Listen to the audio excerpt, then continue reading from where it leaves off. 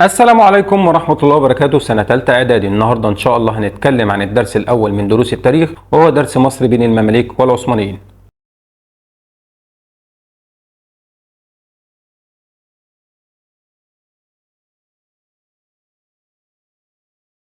شهد العالم الإسلامي في أواخر القرن الخامس عشر وأوائل القرن السادس عشر الميلادي صراع بين ثلاث قوى، وهي الدولة المملوكية والدولة العثمانية والدولة الصفوية.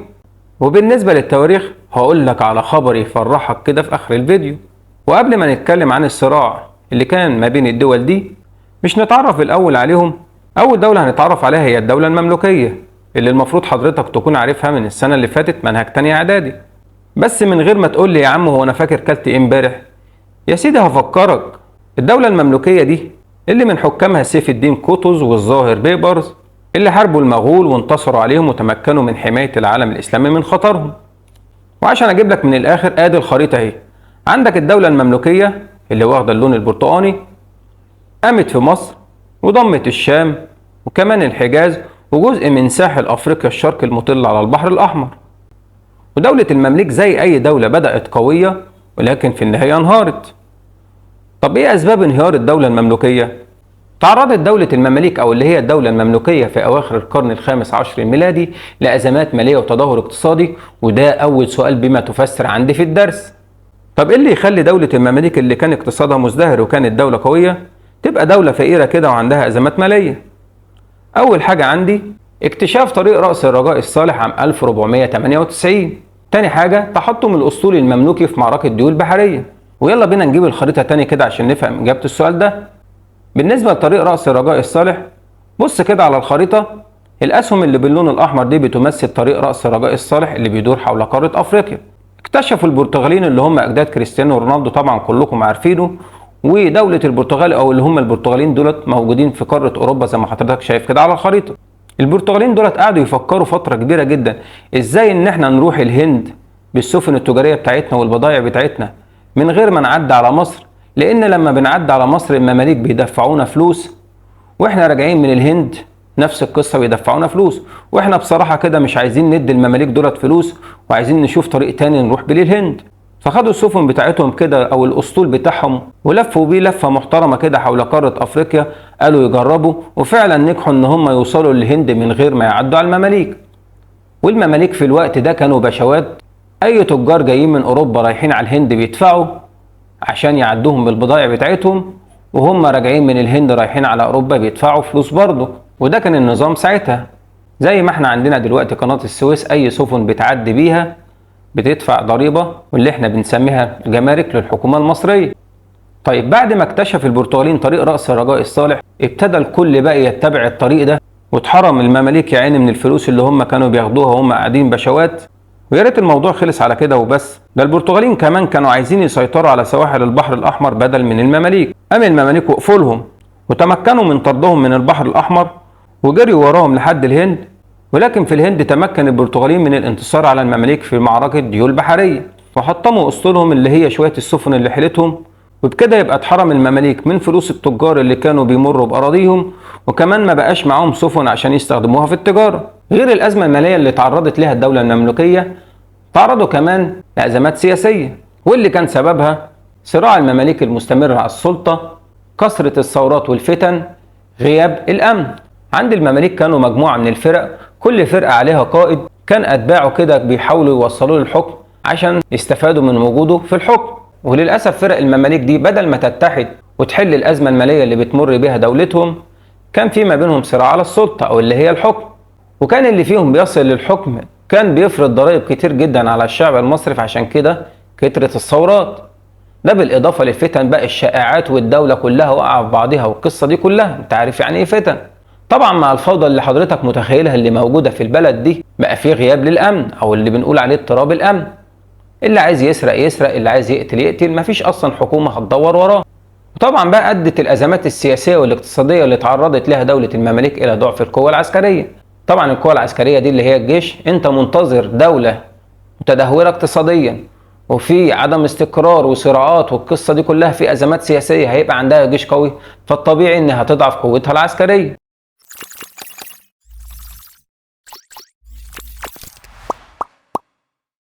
بالنسبة للدولة اللي عندي بعد كده الدولة الصفوية، زي ما حضرتك كده شايفها على الخريطة، هي حاليا دولة إيران، بنقول مركزها إيران، وكانت قبل الفتح الإسلامي تعرف ببلاد الفرس. طبعا احنا عارفين من السنة اللي فاتت إن المسلمين قضوا على الفرس.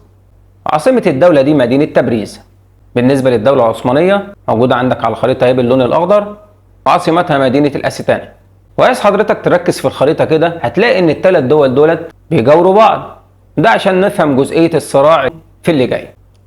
بدأ الصراع ما بينهم مع بداية القرن السادس عشر الميلادي، عندما اتجه السلطان العثماني سليم الأول بغزواته نحو الشرق. فما النتائج؟ اصطدم بالدولة الصفوية وانتصر عليها في معركة اسمها جلدران، ودخل عاصمتها تبريز. وبعد كده اصطدم بالدولة المملوكية وانتصر عليها في معركتين، اللي هي معركة مرج ضابق والريدانية، وقدر من خلال المعركتين دولت ان هو يستولى على مصر والشام. ومعركة كالدران كانت عام 1514.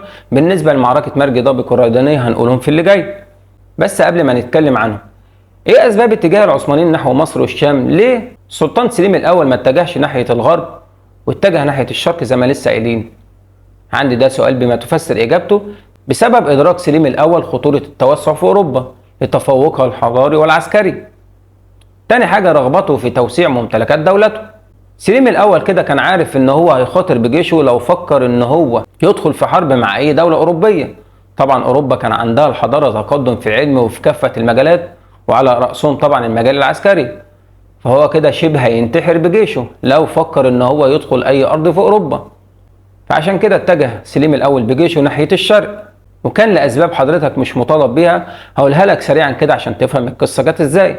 في الأول كده الدولة الصفوية دي كانت عايزة تبقى زعيمة العالم الإسلامي، وحاولت إن هي تاخد أراضي تابعة للدولة العثمانية. السلطان سليم الأول طبعا مش هيسيب جزء من أراضيه، فحب إن هو يتحد مع سلطان الدولة المملوكية عشان يقفوا ضد الدولة الصفوية. لكن السلطان المملوكي أو سلطان المماليك في الوقت ده مرضيش يتدخل. وطبعا السلطان سليم الاول ما كانش لسه هيستنى بقى مساعدة السلطان المملوكي، فلازم يلحق دولته. فعشان كده تصدى للدولة الصفوية لوحده وطردها من اراضيه. ومش بس كده، ده دخل دولتهم زي ما قلنا في اللي فات وانتصر عليهم في جلدران، ودخل عاصمتهم تبريز. وبسبب بقى موقف السلطان المملوكي قرر سليم الاول ان هو يحارب الدولة المملوكية هي كمان، وبالمرة تزيد مساحة دولته، وده اللي احنا بنسميه رغبته في توسيع ممتلكات دولته. طب الصراع بين الدولة العثمانية والدولة المملوكية بدأ ازاي؟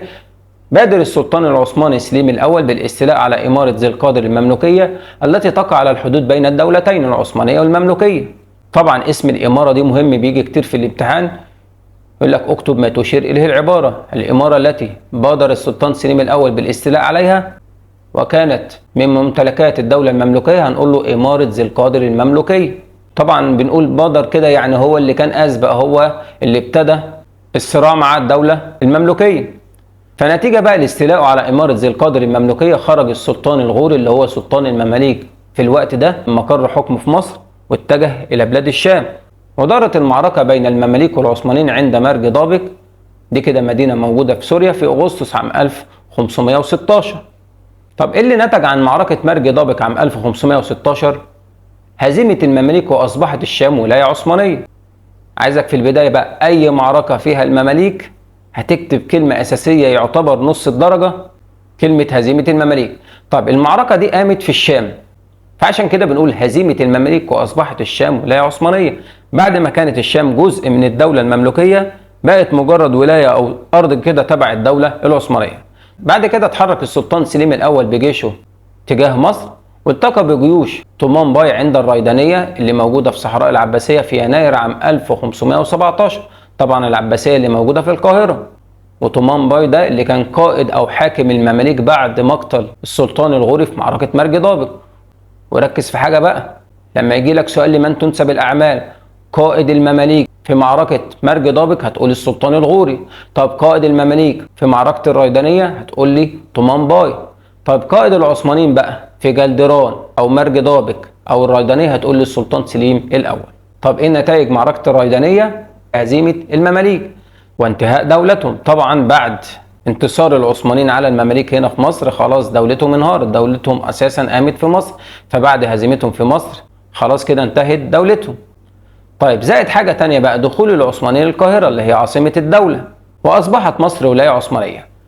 ركز لي في حاجة بقى، معركة مرج ضابق ومعركة الريدانية من الهدايا كده اللي بيبدأ بها سؤال التاريخ تملي صح وغلط اختيارات أو غيره، لازم حضرتك تكون عارف الفرق ما بينهم. مرج ضابق والريدانية الاتنين فيهم حاجة مشتركة، الاتنين اتهزم فيهم المماليك. طيب أنهي معركة بقى اللي أصبحت الشام فيها ولاية عثمانية؟ مرج ضابق. طيب الريدانية أصبحت فيها مصر ولاية عثمانية. طيب أنهي معركة اللي انتهت فيها دولة المماليك؟ معركة الريدانية. طب ايه هي اسباب هزيمه الجيوش المملوكيه؟ احنا عرفنا من اللي فات ان كان في صراعات وفي مشاكل والكلام ده، فده عندي سؤال بما تفسر كده هزيمه الجيوش المملوكيه في مرج ضابق والريدانيه امام الجيش العثماني. هنقول كده بسبب صراع المماليك المستمر على السلطه وعدم الاستقرار الداخلي. صراع المماليك احنا قلنا كان من اسباب الازمه السياسيه، وكمان من اسباب هزيمتهم امام الجيوش العثمانيه. على العكس بقى الدوله العثمانيه كان عندها تفوق عسكري، وكان الجيش العثماني بيستخدم اساليب قتال حديثه واسلحه متطوره. يبقى لما يجي يقول لي كده بما تفسر هزيمه الجيوش المملوكيه في مرج ضابق والريدانيه امام الجيش العثماني، هنقول رقم واحد بسبب صراع المماليك المستمر على السلطه وعدم الاستقرار الداخلي. اثنين التفوق العسكري للجيش العثماني واستخدامه اساليب قتال حديثه واسلحه متطوره. طب ما النتائج المترتبه على هزيمه الجيوش المملوكيه في مرج ضابق والريدانيه واستيلاء العثمانيين على اراضي الدوله المملوكيه؟ هنقول تحولت مصر لولاية عثمانية استقلناها في معركة الريدانية، زائد ان اعلن سليم الاول نفسه الحامي الوحيد للحرمين الشريفين، وده اللقب اللي كان معروف به خليفة المسلمين في الوقت ده. سيطر العثمانيين على العالم العربي، سيطروا على الدول العربية اللي موجودة في الجناح الاسيوي والجناح الافريقي، زائد ان انتقلت الى العثمانيين خلافة العالم الاسلامي. والسؤال ده برضك من الاسئلة المهمة اللي موجودة في الدرس ده.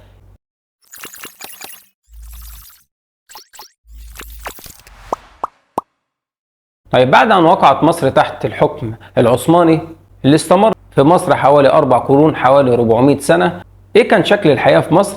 بالنسبة لأول حاجة عندي الحياة السياسية، نظام الحكم العثماني أو الحكومة العثمانية كان شكلها عامل إزاي؟ طب هل كان زي دلوقتي كده رئيس جمهورية ورئيس وزراء ومجموعة من الوزراء ومجلس شعب وغيره؟ عندي نظام الحكم العثماني كان بيتمثل في 4 قوى. عندي أول حاجة اللي هو الوالي أو الباشا اللي هو حاكم مصر نيابة عن السلطان العثماني. تاني حاجة عندي الديوان اللي كان معروف بديوان القاهرة. الحماية العثمانية فرقة من الجيش العثماني كده لحماية مصر ان هي تتعرض لأي خطر خارجي أو أي دولة تانية تستولى عليها. رابع حاجة عندي إدارة الأقاليم اللي هي طبعا المحافظات دلوقتي. نظام الحكم العثماني اللي بيتمثل في ال4 قوى دولت هل كان ناجح؟ لا. وده عندي سؤال بقى بما تفسر مهم جدا، يقول لي كده بما تفسر حمل نظام الحكم العثماني في ثنايا عوامل ضعفه. يعني بالبلدي كده بيقول لي ان الحكومة العثمانية دي نظامها في قلب بعضها كده كان نظام ضعيف وفشل في الاخر. طيب ايه اسباب ضعفه بقى وفشله؟ بسبب قصر مدة حكم الوالي وزيادة سلطة الديوان والحماية العثمانية، حيث كان مدة حكم الوالي العثماني تتراوح ما بين سنة إلى 3 سنوات. طبعا مدة قصيرة جدا. السلطان العثماني كان فيه كده زي شرط ان اللي بيتولى حكم اي ولاية تابعة ليه زي مصر مثلا او الشام ان مدة حكمه ما تزيدش عن ال3 سنين، يعني من سنة ل3 سنين. قعد سنة اثبت كفاءة، ممكن السنة الثانية الثالثة ما ينفعش ان هم يزيدوا عن 3 سنين.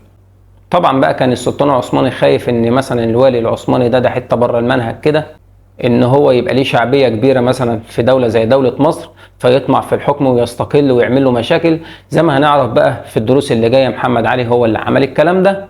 زائد ان كان في مشكله تانية، ان الديوان اللي المفروض بيساعد الوالي في حكم الدوله ده كان سلطته اعلى هو والحاميه العثمانيه.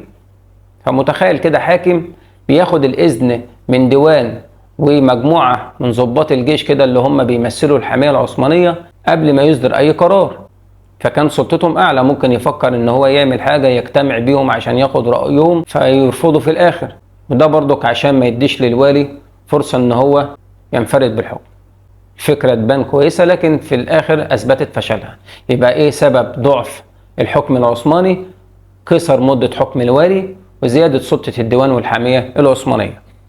وقبل ما نتكلم عن الجزء اللي بعد كده، العثمانيين ارتكبوا خطأ كبير جدا ان هم اشركوا المماليك في حكم مصر.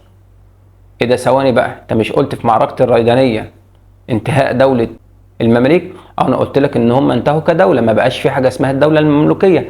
فمش معنى كده ان العثمانيين مسكوا المماليك قعدوا يقتلوا فيهم كلهم، لا، كان في مماليك موجودين في مصر. وبالعكس ده اعتمدوا عليهم في حكم البلد، ناس بقى لها حوالي 250 سنة موجودين في حكم مصر، فعندهم خبرة بالمصريين، فطلبوا منهم ان هم يساعدوهم، وكده كده تحت سيطرتهم، فالتانيين رحبوا، ما كانش عندهم اي مشكلة. لحد بقى ما ابتدى نظام الحكم العثماني ده يثبت فشله وتضعف سلطة الدولة العثمانية على مصر، ده ادى فرصة للمماليك ان هم يحاولوا يرجعوا دولتهم تاني. فقامت حركة كبيرة كده معروفة بحركة علي بيك الكبير الاستقلالية. مين علي بيك الكبير ده؟ ده أحد أمراء المماليك اللي اعتمد عليهم الدولة العثمانية في حكم مصر. ده استغل بقى منصبه واستغل ضعف الدولة العثمانية، فأعلن استقلاله بحكم مصر، وصار فعلا الحاكم الفعلي لمصر عام 1768. طيب الموضوع ما وقفش على كده بس، ده تحالف علي بيك الكبير مع الشيخ ظاهر العمر حاكم جنوب الشام ضد السلطان العثماني. زائد ان حصل مشاكل كده في الحجاز استغلها علي بيك الكبير وقام باخضاع الحجاز لنفوذه. زائد ان علي بيك الكبير ارسل نائبه وهو محمد بيك ابو الدهب لغزو الشام، فدخل دمشق، ولكن فشلت حركة علي بيك الكبير. ايه ده؟ طب ما الكلام ماشي زي الفل اهو، ايه اللي حصل؟ القصة كلها بقى في محمد بيك ابو الدهب، ده هو اللي بوظ الدنيا. بس قبل ما نقول عمل ايه، ركز بالله عليك بقى، عشان الجزئية دي اساسي في الامتحان. في سؤال لمن تنسب الاعمال بقى تصويب خطأ اختيارات، الشخصيات دي بتيجي كتير جدا. يجي يقول لك اعلن استقلاله بحكم مصر وصار الحاكم الفعلي في عام 1768، هنقول له ده علي بيك الكبير. هنقول تحالف علي بيك الكبير مع، تبقى عارف الاسم ده اسمه ظاهر العمر اللي اتحالف مع علي بيك الكبير وهو كان حاكم جنوب الشام. يقول لك احد امراء المماليك اللي تمكن من اخضاع الحجاز لنفوذه، هنقول برضو بتاع علي بيك الكبير. هنقول نائب علي بيك الكبير الذي ارسله لغزو الشام فدخل دمشق، محمد بيك ابو الدهب، اللي كان سبب فشل الحركه زي ما هقول لك في اللي جاي. عمل ايه بقى محمد بيك ابو الدهب؟ نقولها في شكل سؤال بما تفسر كده. فشلت حركه علي بيك الكبير، بنقول بقى بسبب انحياز محمد بيك ابو الدهب للسلطان العثماني ضد علي بيك الكبير. محمد بيك ابو الدهب اللي هو المساعد والدراع اليمين زي ما قلنا كده ليه علي بيك الكبير، غدر بيه وراح اتفق مع السلطان العثماني. طيب ايه اللي حصل بقى؟ عند السلطان العثماني في صراعات ومشاكل، الدولة العثمانية بقت بتضم أراضي بشكل كبير جدا، وبقى في ما بينها وما بين الدول المجاورة صراعات كتيرة جدا. فعشان كده ده ادى فرصة لعلي بيك الكبير ان هو يستقل بحكم مصر، عارف بقى ان السلطان العثماني مش فاضيله. محمد بيك ابو الدهب بعد الانتصارات اللي حققها ودخل الشام ودخل دمشق زي ما قلنا، ابتدى يطمع، بعت للسلطان العثماني يطلب منه حكم مصر. فالسلطان العثماني قال جات لي لحد عندي يا سيدي، هي سهله اهو، ارجع على مصر اقضي على علي بيك الكبير وانا هصدر لك قرار رسمي من غير اي مشاكل، تبقى حاكم مصر وعيش يا عم. فطبعا محمد بيك ابو الدهب اللي كان مجرد نائب لعلي بيك الكبير ما بقاش مصدق نفسه ان هو يرجع يبقى حاكم على مصر بترحيب من السلطان العثماني، يعني يبقى حاكم على مصر من غير اي قلق ومشاكل.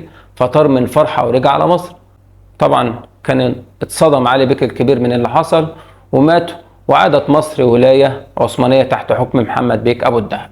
فلما اجي اقول لك كده تاني ايه سبب فشل حركة علي بيك الكبير، هتقول لي بسبب انحياز او تعاون او تحالف، قولها بقى بالكلمة اللي تريحك، محمد بيك أبو الدهب مع السلطان العثماني ضد علي بيك الكبير. طب ايه اللي نتج عن انحياز محمد بيك ابو الدهب للسلطان العثماني ضد علي بيك الكبير؟ هتقول لي ادى ذلك الى فشل حركه علي بيك الكبير، وعادت مصر ولايه عثمانيه تحت حكم محمد بيك ابو الدهب. ممكن نقولها ماذا يحدث؟ ماذا يحدث اذا لم ينحاز محمد بيك ابو الدهب للسلطان العثماني، او ايه اللي كان ممكن يحصل لو نجحت حركه علي بيك الكبير؟ هنقول بقى لما عادت مصر ولايه عثمانيه. ده كده عندي بالنسبه للحياه السياسيه.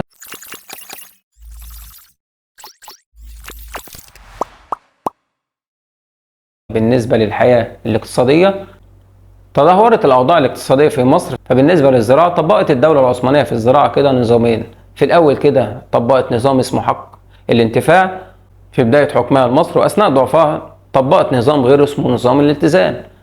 طب يعني إيه ده ويعني إيه ده؟ طب بالنسبة لحق الانتفاع، تعريف مهم عندي موجود في الدرس. ما المقصود بحق الانتفاع؟ بنقول هو نظام يجعل الأرض الزراعية ملكا للدولة، ويتم تكليف الفلاح بزراعتها، وليس له حق التصرف فيها. طب نفهم التعريف ده مع بعض. بعد ما تمكنت الدولة العثمانية من الاستيلاء على مصر زي ما عرفنا من اللي فات، أصبحت الأراضي الزراعية ملكا للدولة، يعني ملكا للسلطان العثماني بقى يوزعها بمعرفته. زائد بقى إن الفلاحين اللي موجودين في المناطق الزراعية دي هيتم تكليفهم إن هم يزرعوا الأرض، وما لهمش أي حق إن هم يتصرفوا فيها. يبقى تاني كده تعريف حق الانتفاع: هو نظام يجعل الأرض الزراعية ملكا للدولة ويتم تكليف الفلاح بزراعتها وليس له حق التصرف فيها. طبعا مع مرور الوقت بقى ومع ضعف الدولة العثمانية، الفلاحين مع معاناتهم من كثرة الضرائب اللي موجودة على الأراضي الزراعية ابتدت الضرائب ما تتبعتش زي الأول، الموضوع بقى صعب. فهنا قررت الدولة العثمانية إن هي تلجأ لنظام تاني اسمه نظام الالتزام. ممكن يجي لي اكتب ما تشير يقول لي نظام طبقته الدولة العثمانية في الزراعة أثناء ضعفها، هنقول له ده نظام الالتزام. طيب بما تفسر تدهور الزراعة في العصر العثماني، أو يقول لي بما تفسر تدهور أحوال المجتمع الريفي بوجه عام في العصر العثماني بسبب كثرة الضرائب وظلم الملتزمين في جماعات. تاني حاجة عندي إهمال الحكام للري وحفر الترع وإقامة السدود. طبعا الحكام دولة المقصود بهم العثمانيين بقى والمماليك اللي هم بيساعدوهم، كان كل همهم مصالحهم الشخصية، فما كانش بيتم الإنفاق مثلا على مشاريع ري أو يحفروا ترع أو يقيموا سدود، فبالتالي ده أثر بالسلب على الزراعة. يبقى سبب تدهور الزراعة كثرة الضرائب، ظلم الملتزمين في جمعها، إهمال الحكام للري وحفر الترع وإقامة السدود. طيب بالنسبة للصناعة، تأخرت برضك الصناعة في العصر العثماني. طبعا الصناعة بتتأثر بالزراعة، فبنقول كده من أسباب تأخر الصناعة تدهور الزراعة، بالإضافة لإرسال أمهر الصناع إلى الأستانة. الأستانة دي اللي هي عاصمة الدولة العثمانية اللي لسه قايلينها من شوية. طبعا عندنا في مصر مجموعة من الصناع المهرة اللي بالبلد كده استخسرتهم الدولة العثمانية إن هم يبقوا عايشين في مصر، وخدتهم كلهم وبعتتهم على الأستانة. فطبعا بقى ما بقاش عندك الصناعية كده اللي كانوا مخلين للصناعة المصرية شكل، كلهم راحوا على الأستانة، وما بقاش هنا بقى غير صناعات كده يدوية وكان معظمها رديء. يبقى كده بالنسبة للسؤال تاني بما تفسر تأخر الصناعة، بنقول بسبب تدهور الزراعة وإرسال أمهر الصناع إلى الأستانة. لما أجي أقول لك إيه اللي نتج على إرسال أمهر الصناع للأستانة، طبعا هتقول لي تأخر الصناعة أو تدهور الصناعة، وأصبحت الصناعات يدوية وجميعها رديء. طيب بالنسبة للتجارة، عند التجارة زي ما حضرتك عارف بتنقسم لتجارة داخلية، تجارة داخل الدولة، والتجارة الخارجية اللي ما بين الدولة زي دولة مصر مثلا والدول المجاورة ليها أو الدول الأخرى. طيب بالنسبة للتجارة الداخلية، وفرق بقى بين إجابة التجارة الداخلية والخارجية عشان ما تضيعش منك درجات. بالنسبة للتجارة الداخلية، طبعا أنا عندي التجارة عموما بتتأثر بالزراعة والصناعة. أنت بتزرع فبتبيع اللي أنت هتزرعه، بتصنع فبتبيع اللي أنت بتصنعه. طب أنت عندك الزراعة والصناعة رايحين في داهية، يبقى التجارة هتبقى ناجحة؟ أكيد لأ. يبقى سبب كساد تجارة أو تدهور التجارة بنقول تدهور الزراعة والصناعة. تاني حاجة عندي غياب الأمن. تالت حاجة إهمال الطرق البرية وإغراءات البدو عليها. طيب بالنسبة بقى لتاني حاجة بتحتاجها التجارة، طبعا الأمن. وهنا بقى في فترات الضعف دي بقى في غياب للأمن. طبعا أي تاجر بقى مش هيخاطر إن هو ينتقل بالبضاعة بتاعته من مكان للتاني، طبيعي إن هو ممكن يتسرق يتقتل وغيره، ففي غياب للأمن، فده اللي كان موقف حركة التجارة. زائد حاجة تالتة بقى إهمال الطرق البرية. الطرق اللي بتمشي فيها القوافل التجارية كانت مهملة، مفيش تمهيد طرق. ومش بس كده، ده كان البدو اللي موجودين في المناطق الصحراوية كان شغلتهم كده، أول ما يشوفوا قافلة تجارية شوية تجار معاهم بضائع كانوا بينزلوا عليهم وكانوا بيسرقوا منهم الحاجات اللي معاهم، فده طبيعي إن التجارة هتروح في 60 داهية.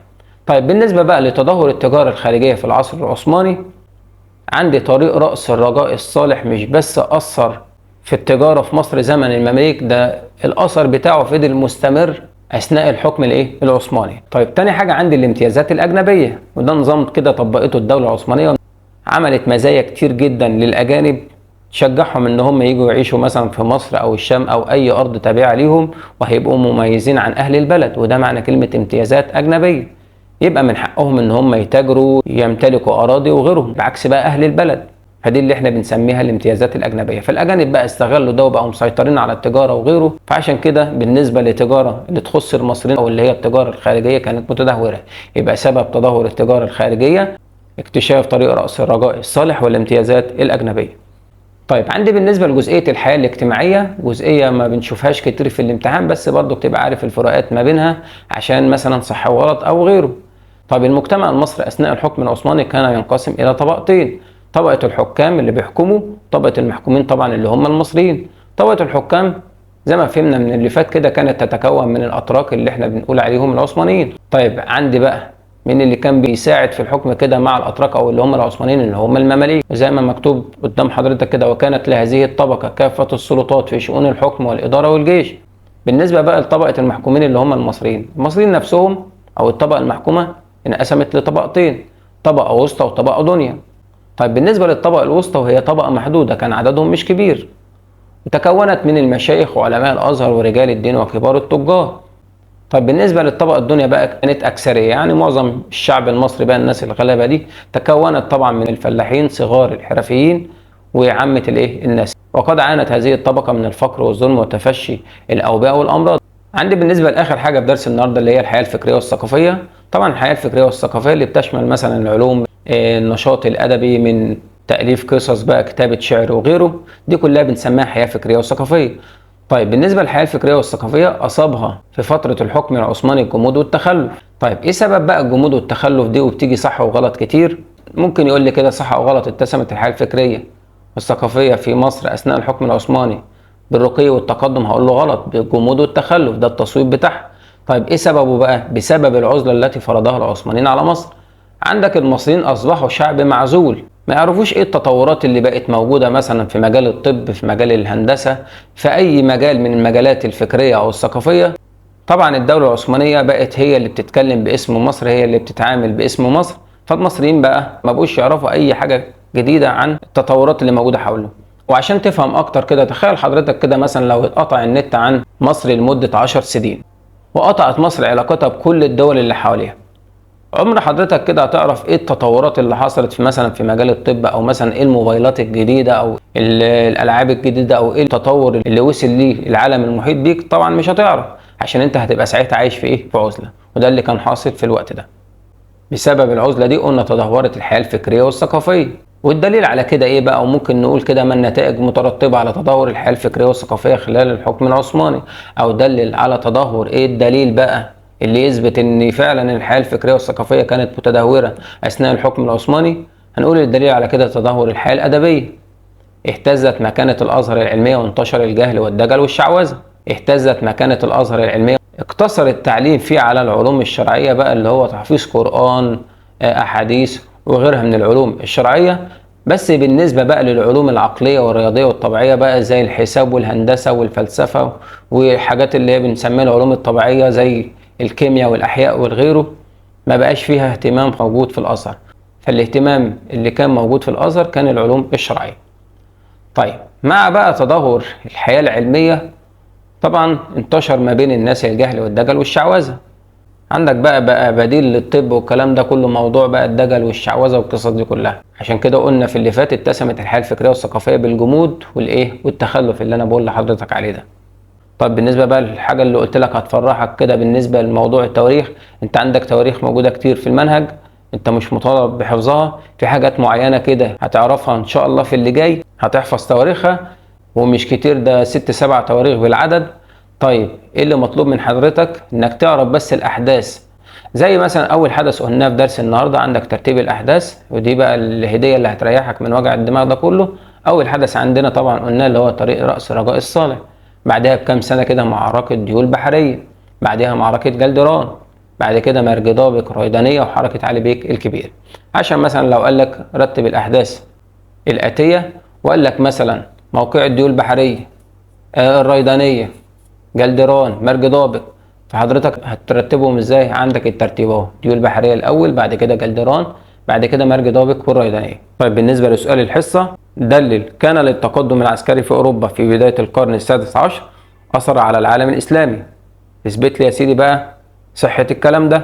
طبعا ما تنساش بقى انك هتكتب اجابتك في كومنت، ان شاء الله بقى اللي اجابته هتكون صح زي ما اتفقنا في اللي فات هيتم ذكر اسمه في الفيديوهات اللي بعد كده، زائد ان هو هيبقى ليه بوست خاص كده على منتدى قناتي على اليوتيوب. كده يا شباب اكون خلصت درس النهارده، اتمنى تكونوا استفدتوا. ويا ريت بقى يا شباب ما تبخلوش عليا كده بكومنت واشتراك في القناه، وتقولوا لاصحابكم ان شاء الله الكل يستفاد.